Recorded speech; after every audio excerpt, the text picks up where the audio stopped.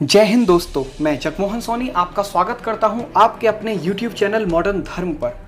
1 जुलाई 2020 को जब रेलवे मंत्रालय ने 151 प्राइवेट ट्रेन चलाने के लिए भारतीय प्राइवेट कंपनियों को रिक्वेस्ट फॉर क्वालिफिकेशन के लिए आमंत्रित किया, तो तथाकथित पत्रकारों और विरोधी पार्टियों ने यह नैरेटिव बनाना शुरू कर दिया कि मानो जैसे कल ही दुनिया का चौथा सबसे बड़ा रेलवे, जिसका 1.25 लाख किलोमीटर का ट्रैक हो, अपने 7500 स्टेशन और 13 लाख कर्मचारियों के साथ बिकने वाला हो।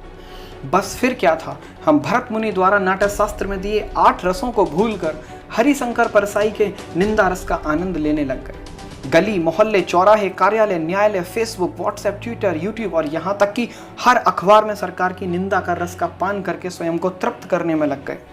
आप स्वयं से प्रश्न कीजिए कि हम कितना भारतीय रेल को समझते हैं, हमें कितना सत्य पता है इस सूचना के बारे में, हम कितना भारतीय रेल के ऑपरेटिंग रेशियो को समझते हैं, और हम में से कितने ये जानते हैं कि उत्तर भारतीय राज्यों में रेलवे की स्थिति क्या है।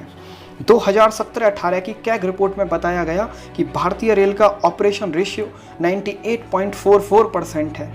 मंझे रेलवे 98.5 रुपये खर्च करता है 100 रुपये कमाने के लिए, कुल मुनाफा 1.5 रुपये का। क्या आप कोई भी ऐसा व्यापार करना चाहेंगे? अरे साहब, आपकी तो गाड़ी भी 2 किलोमीटर का एवरेज कम देने लग जाए तो आप अपने मिस्त्री साहब को याद कर बैठते हैं। और यहाँ सरकार को 13,000 ट्रेन चलानी पड़ती हैं, उनका मेंटेनेंस रखना पड़ता है, कर्मचारियों को वेतन देना पड़ता है। जबकि रिपोर्ट कहती है कि भारत की इतनी जनसंख्या के लिए कम से कम 20,000 ट्रेन चाहिए, जो कि अभी 7,000 कम है। वहीं वर्ष 2019-20 में 5 करोड़ यात्री ऐसे थे जो रिजर्वेशन क्लियर ना होने की वजह से यात्रा नहीं कर सके और मजबूरी में या तो प्लेन या अपनी गाड़ी से गए। क्या आपके साथ ऐसा नहीं होता कि जब आप रिजर्वेशन कराने जाते हैं तो आप सोचते हैं कि आपको भी कंफर्म टिकट मिल जाए, और ना मिलने पर तत्काल में हजारों रुपए ज़्यादा देकर आप वह टिकट कराने के लिए राजी हो जाते हैं? इन्हीं सब बातों को ध्यान में रखते हुए सरकार ने 16 कोच की 151 ट्रेनों को 109 रूट पर चलाने का निर्णय लिया।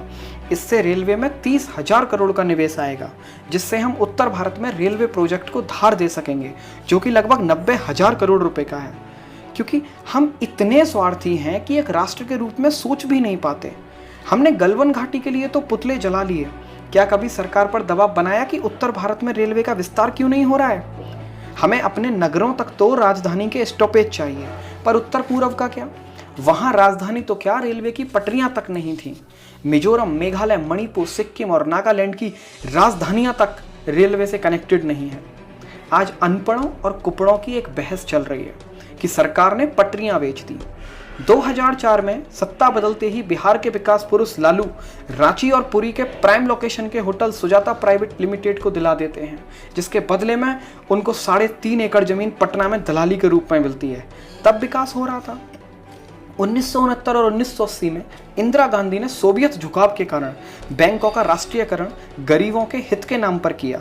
तो बताइए क्यों फिर 2014 में जनधन योजना आने के बाद 30 करोड़ से ज़्यादा खाते खोले गए? क्यों यह रिकॉर्ड गिनीज बुक में दर्ज किया गया? बल्कि यह राष्ट्रीयकरण जनता की आंखों में धूल झोंककर उनको लॉलीपॉप पकड़ाकर अपने लोगों की बैंकों में बिठाना था, ताकि पैसा यहाँ वहाँ किया जा सके। तब भी आपको सब यही दिख रहा था।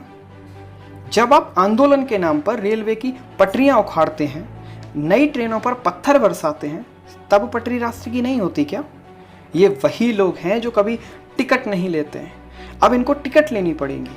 यहाँ वहाँ नहीं थूक सकेंगे, ट्रेन की चादर और शौचालय का मग नहीं उठा सकेंगे।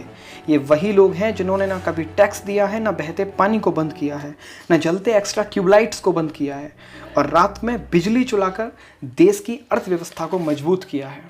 ये वही लोग हैं जो रिलायंस जियो की फ्री सिम और सरकारी मुफ्त राशन के लिए घंटों लाइन लगाते हैं और सब अमर रहते हैं, किंतु पीड़ा तो बस नोटबंदी की लाइन में खड़े रहने पर हुई थी। एक और थोड़ा हाई स्टैंडर्ड के लोग हैं जो अंग्रेजी में कहते दिख रहे हैं कि this decision will increase class divide among citizens. Well, क्या ये वही लोग नहीं हैं जो थोड़ा कमा लेने के बाद किसी अच्छी सी कॉलोनी में फ्लैट लेना चाहते हैं, घर में एसी लगने के बाद उसके आसपास के सेल्फी लेकर सोशल मीडिया पर डालते हैं, जिन्हें एंड्रॉयड इनसिक्योर लगता है और आईफोन लेने के बाद उसे कभी पॉकेट में नहीं रखते, जो एयरपोर्ट पर जाकर डॉक्यूमेंट और लगेज से ज़्यादा सेल्फी पॉइंट देखते हैं ताकि रिश्तेदार और दोस्तों को दिखाया जा सके कि प्लेन में बैठकर आए हैं, और तो और अपने पुश्तैनी पैसे की नुमाइश के लिए गले को झुका देने वाली भारी चेन पहनते हैं और दिख सके इसके लिए कुछ बटन खोल लेते हैं।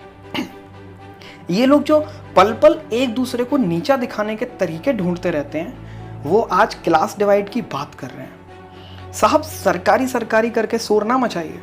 ये बताइए कि आपके परिवार के कितने बच्चे प्राइमरी पाठशाला में पढ़ रहे हैं, कितनों का इलाज नगर के सरकारी अस्पतालों में होता है, बताइए। क्योंकि इनमें भी तो आपका सो कॉल्ड इनकम टैक्स काम आता है। सिर्फ सरकार को कोसने से कुछ नहीं होगा, अपनी भूमिका सुनिश्चित कीजिए, तब भारत आपको अपना लगने लगेगा। तब उत्तर भारत की पीड़ा समझ आएगी, तब आपको उत्तराखंड, हिमाचल, जम्मू कश्मीर और लद्दाख के लोगों की राष्ट्रभक्ति का पता चलेगा। जय हिंद।